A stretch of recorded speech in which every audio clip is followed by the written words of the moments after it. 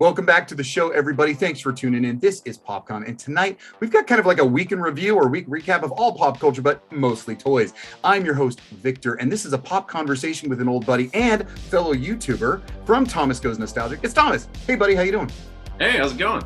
Not too bad, but hold on before we get started. Do you folks out there like pop culture? Do you like toys? Do you like the 1980s? Do you like 1980s toys and pop culture?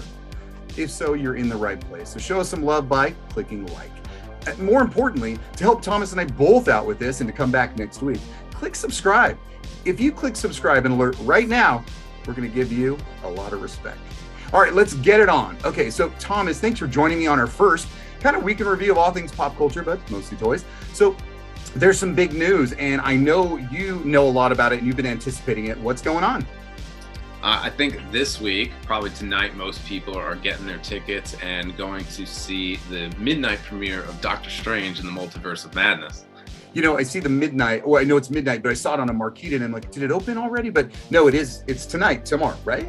But they kind of cheat the gate. You know, people are seeing it at like 7 a.m. But yeah. You know, I saw the premiere on YouTube the other day and it was so much fluff. It was lame beyond that. Lame. But it was the red carpet premiere, so it was kind of cool to see. But other than that, it was nothing. You just see the trailers over and over. But I'm excited about the movie. Are you? Yeah, I'm very excited. This is one of those movies where I actually had to stop watching the latest trailers because I felt like they were giving away too much. So I watched a little bit of the red carpet premiere. But as far as the newest trailers go, I was trying to like hold it back a little bit so I get to save most for when I see it. So I watched all the trailers, and the last one did make me actually want to go more. Now I am absolutely going, and I'm a theater guy. Are you a theater guy? Are you going to go see it there? Yeah, absolutely. 100%. I love going for a blockbuster film. I want to go. I want the big screen. I want the candy, the popcorn, whatever. If it's a slow movie, if it's something thoughtful, I can steal that at home. So yeah, I'm looking forward to that. I probably will go Saturday. So now, because of this big name and this big movie, I know you've done 2 shows on your channel already about Doctor Strange. What do you got? Yeah, so I just did an unboxing of all my Doctor Strange and Multiverse of Madness Marvel Legends. I actually have had those figures for quite a while, but I don't want to open figures unless I have a good place to display them. So I knew directly after opening them, then I'd start working on my next episode, and that's where I was building a diorama based on a scene that you see in the trailer where Doctor Strange is going through this broken door portal. Yeah. I don't even know what's going on at that point in the trailer. I just saw that. That's an iconic scene in the trailer. It's shown every time. And I did watch your show. Looks great. So you got some talent skills there. But I love how you got dioramas and the unboxing. And I know what you mean by keeping a stash of toys in the corner. So I've got so much to do as well. So that is cool. I loved your shows. Everybody check out his unboxing figures. Now, I know very little about Marvel Legends action figures. I'm learning a lot from you. But I think they're awesome looking. I just don't happen to collect. But yeah, I'm looking forward to it as well. And everybody should check out both your diorama and the unboxing. So I'm excited for this. We're going to move on to more of that Marvel, Disney, Pixar, Disney universe that is owned. And talk about Moon Knight. Did you watch it? Yeah, I finished the series last night. Me too. So season finale. Are you a fan? Do you like to binge watch, or do you also like this weekly episodic thing? I like a little bit of both. So I think it's definitely tempering the anticipation, which I think we've missed by binge watching. So I do respect the 1 episode per week. It actually gives you something to look forward to. Yeah. So I do like, at least it's on a schedule, and you know, it's just one of those things that's like every week I know I get to look forward to that episode. Well, go old school. Thanks, man. Yeah, I like it too. We looked forward to Wednesdays. We would watch it. Now, I know nothing about Moon Knight. When I looked into it a little deeper, he's familiar. Like I looked at some old comic pictures and I'm like, okay, I know that silhouette and that costume, but I know nothing about him. And watched the series. Great acting. I thought the Amit and Khonshu, the CG, those figures, the imagination in the characters was perfect. But it was a mind fuck and a half. And I was like, I really, by the end, I have no idea. Enjoyed it. Acting great. Pretty imaginative. But what the hell? Yeah. You know the rest of the story? Do you know what's going on? What's going on in the doctor's office in between? Who is real? Is it Mark or is it Steven? Yeah, and it's a little bit of both. And then we've been hinted at that third personality the whole show. Yeah. I thought it was crazy that they didn't show us until the very last minute, because that's the most brutal personality that. Well, I imagine. So I knew it. There's something going on. We kept saying, I think there's a third, isn't there? I don't know. They're not talking about it, but I know it is. Who's this guy murdering everybody? So yeah. Spoiler, you watch the credits, folks, you get a little bit more. I mean, it doesn't answer a damn thing, but you're going to get a little bit more and you're going to know about the third. I still want to know who was in the red sarcophagus. So that was supposed to be the third person. Okay. Well, I think they could have tied that in better. Anyway, I'm not saying it was horrible. It's a great watch. I don't think it's a season 2 kind of show, but Moon Knight's a cool character, and I'm a huge Universal monster fan, so I love the Mummy. So I love that original costume. I know that Steven wears it a little different, like a little business suit. But how are these toys? They coming out? You getting them? Yeah, so there was only 2 figures released for this, and there's the Marvel Legends Moon Knight and the Marvel Legends Mr. Knight. So that's when he's in the actual suit. Ah, the suit. That's Steven. He's Mr. Knight. Okay. Yeah, he's supposed to be a little more debonair. So at first he was a little awkward, but I think toward the end when we got to see him fighting with those batons, he kind of took on the skill of Mark Spector, where it's like, okay, he can definitely be a lot smoother now, where the character started to make sense. You know, when I saw him working the batons, I totally went to Daredevil, and I was like, "Oh, wait, that was Daredevil." Yeah, batons. So that's where I went in my head. Do you have those toys coming, or do you have them already? No, so those aren't pre-order, not until 2023. So I hope that's not right. But. Well, everyone, look at these pictures. I think Oscar Isaac's face, it looks really good, and I know there's a new technology where the scanning of the actors' faces is pretty damn great, isn't it? Yeah, and I think a lot of people, so I don't know if we're getting an unmasked face for him, but it looked like a secondary head, but I don't know if I'm looking at something that may have either been, maybe they were going to, or maybe I'm looking at a person wishing. So you know what a lot of people are doing? They're taking the Poe character's head, and they're figure swapping him with a custom that they've done. So I thought about it. I don't like the face scans on the Black Series all too much, but I was like, man, I really do want that head for him. That'd be cool. Great segue, Poe Dameron from Star Wars. So yeah, was the 4th good to you? Yeah, it was a little uneventful. I didn't really do anything Star Wars-esque, but you know. It's funny. Isn't it amazing that over time, May 4th is Star Wars Day? I mean, what a weird concept. You know, you heard the jokes, may the 4th be with you, and here it is. It's Star Wars Day. And I'm at work, and this woman, executive, she's walking around in a silk scarf with a brooch, and I go up and say, nice scarf. And she goes, the only day I can wear my R2-D2 scarf. And it was. And it was amazing because people really get into it, and I thought there'd be more going on. And there was a lot of things kind of going on a little around the world, but I think the biggest thing was when Hasbro Pulse made some announcements for Star Wars, and I don't know, the announcements were kind of wah wah. What did you think? The only one I really liked was the Obi Wan announcement. The fact that they got Ewan McGregor to hold up his action figure, just knowing, you know, the actors are supporting their actual representation on character is always super cool. So that was pretty cool. Other than that, I think it's kind of more of the same of what we've seen with Black Series. You know, I like to enjoy it from a distance, but not actually collect it. But you were once a huge Star Wars collector, right? Oh yeah, 3 3/4 scale. That's like my favorite Star Wars line. So anything from Power of the Force all the way up to Revenge of the Sith, I pretty much have. Well, that's awesome. And I looked for some Star Wars vintage collection announcements, but they didn't have any of that. So whatever. I do represent that way a little bit behind me at Jabba's Palace, but very just slight, just that kind of moment in time. So I look for any there. But we're still in this. What I do know is happening. Moon Knight's over, so we're looking forward to what? Obi Wan coming to the club. Yeah. Have you seen the last trailer that came out like yesterday? Yes. That is my favorite. That is my favorite. That one blew me away. I love seeing Uncle Owen again, and I like that there is, you know, when you watch the original Star Wars, Uncle Owen has nothing nice to say about Obi Wan Kenobi. There is that interaction there. Love that you see, of course, more hints of Darth Vader. And of course, as a purist in the trilogy, I look and go, wait, you know, when Darth Vader met Obi-Wan at the Death Star, said, last time I met you, I was but the learner. You know, and I have a feeling they're going to meet again. So no big deal. I'm not some purist. I'm not a Fandom Menace member. So I'm looking forward to it. It looks fantastic. Yeah, and I think we're going to get, if you're a fan of Rebels, if you're a fan of a lot of the video games, then we're going to see a lot of characters or scenes from those 2 different franchises. So I think that's pretty cool that they're kind of tying in all that stuff and making it canon. There were so many characters. There's this guy with this plate hat. I forgot who was. Even the guy with the markings. I think they're all from shows. I can't remember which ones, but I would watch them. It wasn't like I watched them all one time through, and I remembered when I love Inquisitors. I'm familiar with them, and I love those animated Star Wars canon. So very excited to see this. It looks good. Is it only 6 episodes? I think so. That seems to be the. I know that's where they get the production value, though. They keep the series is small because everything is so freaking stellar. It is. We saw that in the first Mandalorian, where you're like, I know this is short, but this is movie quality business, man. Yeah, I mean, the CG being used for just a TV show is definitely not what we're used to. So it's been network TV cannot do this. No. When we think back to like old Star Trek shows, it's definitely nowhere near, but definitely getting a lot better. Yeah, definitely. So, so looking forward to Obi-Wan. I know the Star Wars thing. Not a lot of toys. I just actually bought 2 more Star Wars Vintage Collection online that I'll be unboxing soon on my show. But again, they're just to fill in my Jabba scene. So they're just people from Jabba the Hutt's palace. And you've got an old collection, but let's move on. So yeah, you know what? Speaking of that, I got Star Wars here. You love your Marvel Legends. I like Marvel. I don't collect. So being that we obviously have some things that we like together, but not entirely, what are the top franchises for you? Currently, I would say Marvel Legends and Teenage Mutant Ninja Turtles are my biggest franchises.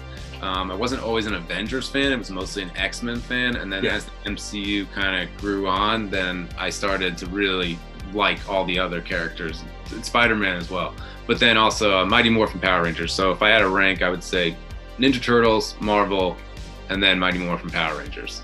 That's cool. I've seen that on your show, mostly those areas, and that's awesome. So you know, when Teenage Mutant Ninja Turtle and Mighty Morphin Power Rangers came out, I was of a certain age where I was no longer going to buy those toys. I would pay attention a little bit. I would go down toy aisles. I'd check out what was new, catch their cartoon every now and then, or their show, Power Rangers. But yeah, I wasn't, so I didn't know, or wasn't, you know, I didn't have that emotional connection to them. But I still kept up, and I always thought they're very imaginative, especially the Power Rangers. Now, the original, especially. So yeah, and I think there's always that transition. You go from someone who plays with toys to a phase out of toys to then maybe one day becoming the collector, and that seems like where we fell in. I think so too, because you know there's so much to being an adult collector. There was a point where I remember my last toy. I remember the last action figure I bought by myself, because I wasn't getting it from anyone else, and I bought it. But then it was soon, that was it. I remember that being the end. And then there was a point where I didn't even think about them anymore. I had moved away, and then I don't even know what age where I went, you know, I want those back. I want them in my life. Let me see what's going on. Getting the old, buying the new, replacing. Yeah. And then there's this mass behind it. Yeah. I think now I've held off for a really long time because I was like, oh, they look cool, but not for me. And now the quality and the what they're giving us from all these companies, it's probably all the people that grew up during our times that are behind making these toys, and you can really tell. So I think like Super 7, Hasbro, Neca, I mean, they're all tugging at our nostalgic strings. We're gonna hit on Neca real fast in a minute, but I do want to go back to, so people from our age, there is a gap, but when you look back, so my favorite franchises are those from the earlier 80s that were all built toy lines that had accompanying media to market them. Cartoons that were meant to sell these toys, and I bought it, hook, line, and sinker. But is there any of those 80s properties that you actually appreciate? Yeah, so my cousin, he actually watches the show. He's a big fan. He's the one, he's kind of like that overlap for me because he was the Thundercats guy. He was the He-Man Master of the Universe guy. Silverhawks, G.I. Joe. So I think, and then some of those blended into my brother and I. So especially G.I. Joe, you know, we didn't have those Thundercats or He-Man, but when we'd go over his house, that's where we'd play with them. Yeah. And you're just always wondering, like, who are these figures? Because the cartoon really wasn't on anymore. It's amazing. There's so much of a dynamic that we'll probably spend more in the future on the show talking about. I love what you said about how things have changed. A lot of people look at me and go, oh, do you have the originals? I'm like, I appreciated the originals, but ultimately, like you said, what they've done with action figures, please, I don't need no 5 ticks articulation and no detail in the face. I want what I imagined. You know, what did it, we talked about this before, like what they saw, what we saw. And that's what I want to own. I want to own what I saw. And I saw detail, and I saw fierce, awesome posability, articulation, and really the imagination brought something. So that was cool. Yeah, and like the original Turtle figures, they were awesome, but you would interchange those when you were playing. So they were either, I only had the 4 turtles, but they would be, in my imagination, the cartoon turtles, or if I was imagining scenes from the movie. So they were interchangeable, and there was never representation specifically from each of those, either the show or the movies. The more we go on down this road, we're going to need a psychologist on the show. Yeah. But let's jump ahead. Let's keep this moving to some toy news, because we also talked, you said Super 7, which I really adore. My Thundercats Ultimates. Now, Super 7 took over the Masters of the Universe Classics collection. I think they finished that series and went on to Thundercats, and they look beautiful. I do not collect the Masters of the Universe, the Classics collection, but I do collect the Ultimates from Thundercats. And I had gotten all of this wave, and I was wondering where my Chitara was. And so I just found out, they had just announced the other day, I caught it on YouTube, but so there was a delay. Last October, they announced she would be delayed. She would not come out with the rest of her wave mates. They said it was for quality control. So they debuted what she looked like, and they thanked the people who bought her and are waiting for with an additional head. So this head is fantastic. It's got her glowing eyes when she's called by the Sword of Omen. So I'm really loving it. But there is something peculiar about the buck, and I don't know what it is either. And I'm almost like going, I'm going to be in trouble if I say it's her hips. But I just feel like the sculpt doesn't exactly look like her body form, but it's also in her face. It's kind of plain, but I'll have to wait because I got it on pre-order. And when she gets here, I hope to review. Hopefully her face isn't as flat as it looks in the paint job. But I do love what I've gotten. I've got Moomra coming, and he comes with his dog. So I'm really happy about that. So I love what they've done so far. And I'm not one of those like, oh no, there's a paint chip. I don't go crazy about it. I just want to represent. And then Neca, I am a huge Universal Monsters fan. I've got him back there. And Neca just came out with some modern day Universal Monster stuff. Just caught a picture. I've got the Bride of Frankenstein here. I would not buy these. They look great, but I wouldn't get these at all. They're so like modern. I don't know. It's like I'd buy a Monster High doll before I'd buy that. I might have brought one to today's show to show you. Whoa, no way. Are you? Oh wait, you might as well just do it now. You're kidding. So you know what I'm talking about? Yeah. So I don't know if you're talking about. Well, we might be talking about. I saw some toy news. NECA. They had some Universal Monsters esque. I saw the Bride of Frankenstein. That was it.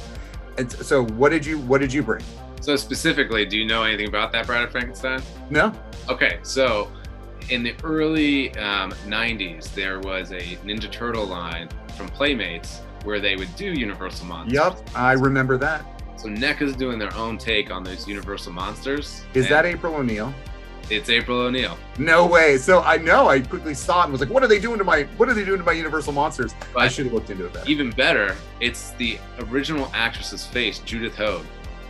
From the movie? From the original movie. She's been partnering with NECA every step of the way when they made just her regular figure, and because they went down this Universal Monsters line. So every time these come up for pre-order, I get one. They're a little slow getting to me, but I brought this one to show. Let me see.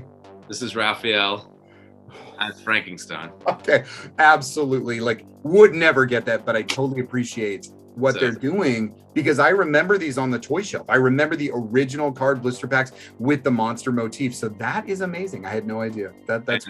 I think right now they've teased Leonardo as Igor, and then Michelangelo as the Mummy, and then you can see Judith Hoag's kind of shadow there. Okay, so I saw that one. That one's full face too. So amazing, great to know. I find it cooler now, so that's good.